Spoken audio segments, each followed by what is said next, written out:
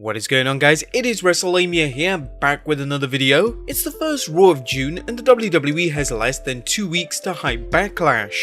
What will they do to hype the show and build off the big angles from the last few weeks? Join us now as Wrestlelamia analyzes Raw and looks at the wildest news stories and rumors you need to know, including another big release, Nia JAX is branded a racist by fans, Chris Jericho's controversial comments. Be sure to subscribe and hit that notification bell for daily wrestling videos. Now, as always, we won't waste your time recapping the matches, but we will look at the good, the bad, and the downright ugly from last night's show. As always, we start off with the good as number 1, some really riveting wrestling.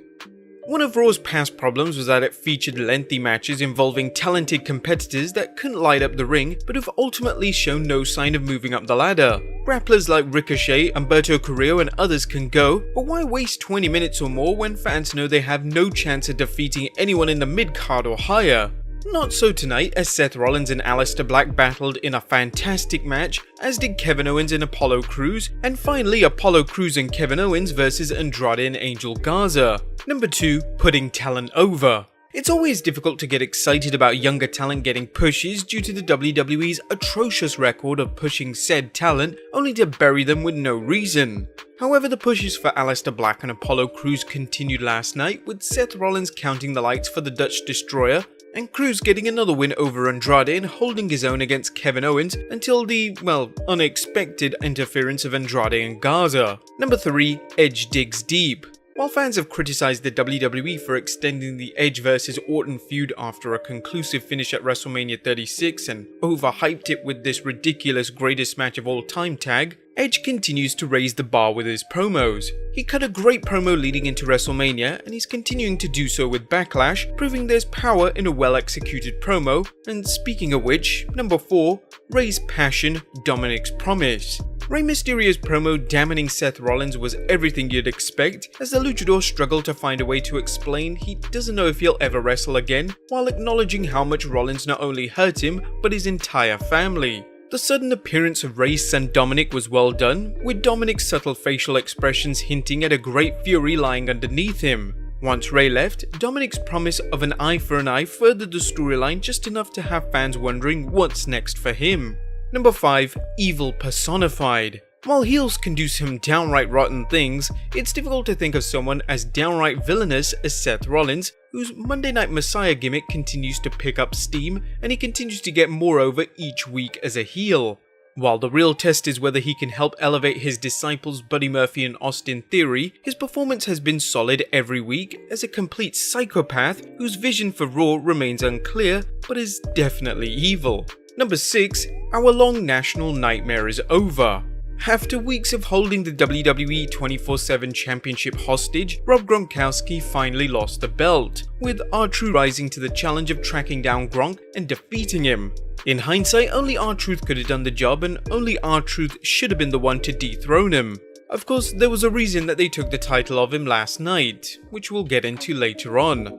Number 7, Drew continues improvement. Not only has Drew McIntyre come a long way from his first run in the WWE, but he continues to grow as a performer every week, showing remarkable confidence on the microphone and in the ring. McIntyre had a lot thrown his way as WWE Champion, but he's effortlessly, at least it seems that way, risen to the occasion and created hope that the WWE can build new main event stars. And number 8, more than wrestling. While it's always good to see solid in-ring action, the WWE has built its success on larger-than-life and often outrageous characters in the ring. This was evident last night with the Iconics Billie Kay battling Nikki Cross in a good match that showed Kay's comedy and Cross's quirkiness. The endgame seems to be a coming breakup between Cross and Bliss as the Iconics target Cross as a weak link. The team of Bliss and Cross proved to be a pleasant surprise, and while it may be too soon to split them, that's the way things look to be going. But that was the good. What about the bad is number 1, a tired trope. Wrestling has some tropes fans are willing to overlook as long as they're not overused, including referees with glass jaws and the Spanish announce table always getting broken first. One that's been overused of late has been the bum knee, which a wrestler competes with a nagging injury that is certain to play a role in limiting their ability to compete. The problem is that the WWE has been overusing this trope, with Apollo Crews dealing with an injury, and now Kevin Owens experiencing it as well. They're just becoming a tad predictable now. Number 2. A tired trope 2. Although the WWE has dropped last year's incredibly stupid policy of stopping matches during commercial breaks, which inevitably led to interference in singles matches resulting in tag matches, it's beginning to repeat itself with wrestlers fighting one-on-one only to be attacked by an outsider, leading to a triple threat, or with Kevin Owens vs Apollo Crews, a tag match where Andrade and Angel Garza interfered. Just getting a little tired of these tropes now. Number 3. More awful comedy segments. The Street Profits vs Viking Raiders competition continues to get worse every week, with the WWE somehow finding a way to make the alleged comedy segments more groan-inducing than the week before. As awful as the WWE's efforts at comedy often are, the real damage is what's being done to the careers of the Street Profits and the Viking Raiders, two talented teams that should be battling in the ring, not on a golf course or a bowling alley. What about the downright ugly? Well, the only downright ugly was Nia JAX's rough handling of Kairi Sane during their match, where she threw into the steel steps. The spot led to a nasty gash on Sane's head, and as a result the match had to be stopped in between, where Sane had to get patched up and then they continued on. Now it was reported that Sane oversold the move, but we've never seen anyone being thrown like that into the steps. It just looked careless. Again, Nia hasn't been blamed for this spot, but should she? Overall, last night's Raw was another solid episode that entertained fans with strong matches, built up storylines with new plot developments, and even threw in some twists and turns, such as the possibility Alexa Bliss is losing faith in Nikki Cross, and Dominic Mysterio may seek revenge for his dad's injury. The show was the type that was engaging enough to want you to stick around. Raw is building momentum now, much as SmackDown has been doing for the last several weeks. Let's hope it continues. But that was the good, the bad, and the downright ugly of last night's Raw. Let's move on to the news.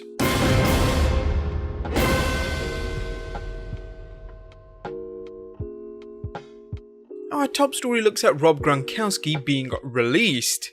Well, after 83 days in the WWE and having more matches than Cain Velasquez, and at least a title run with the 24/7 championship, Rob Gronkowski and WWE have parted ways. According to Wrestling Inc., Gronk was the one to exercise his release clause in his contract since he's headed back to the gridiron. Now, apart from his unofficial run-in at WrestleMania 33, Gronk has never got to perform in front of a WWE live audience. Next up, Nia JAX gets backlash for racist promo. Last night, Nia JAX cut a heel promo, and she included a line where she mimicked what Asuka and Kairi Sane sounded like to her. A number of fans found it racially insensitive.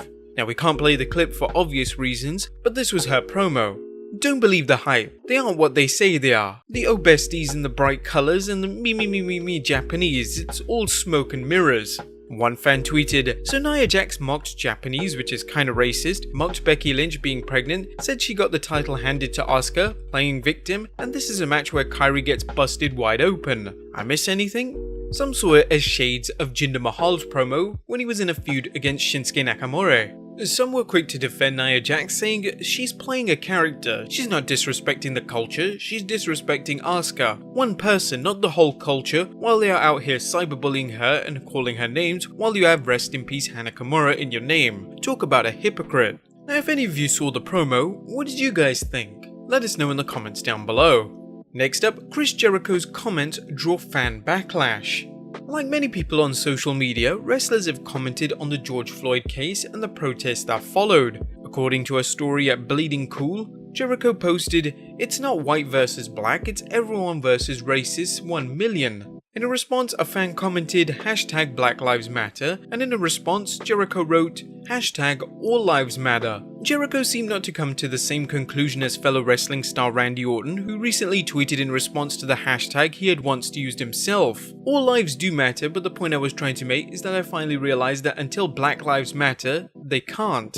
Get it? The comment towards Jericho continued. In the following days, Jericho posted several anti-racism memes, including a picture of the word racism with a red no circle around it, and the comment "Peace and love to all of us," a quote by Martin Luther King Jr. with the comment "Please stop rioting, hashtag peace and love," but each was met with a bevy of comments either criticizing or supporting Jericho's previous comment. One wrestling fan created a 15-minute long YouTube video explaining the Black Lives Matter movement, only to claim later that Jericho had blocked him on Twitter for making the video. Jericho hasn't responded to the criticism other than to reply to one Twitter user to say, "Read your own Twitter bio and then actually do it." The user's bio contained a quote from Bill and Ted's Excellent Adventure: "Be excellent to each other." And finally, unhappy wrestlers. The WWE's use of Performance Center and NXT wrestlers for its audience during Raw and other WWE television is apparently wearing thin with these performers. With these wrestlers reportedly standing for 10 hours a day, 3 days in a row, they may have reached their breaking point after yet another stint as the audience. Fightful.com is reporting that when Performance Center recruits were called upon for the Velveteen Dream vs Adam Cole match, the recruits were asked to show up at 7, but the downpour in the area kept delaying things. As it turns out, most were waiting around until midnight before they actually filmed the In Your House match. It's a long way to the top if you want to rock and roll or if you want to be a WWE superstar. If these wrestlers think this is bad, they should read about what the past generations endured, whether it was trainers breaking their ankle just to test them, as happened to Hulk Hogan, or Bob Backlund sleeping in his trunk because of low payouts.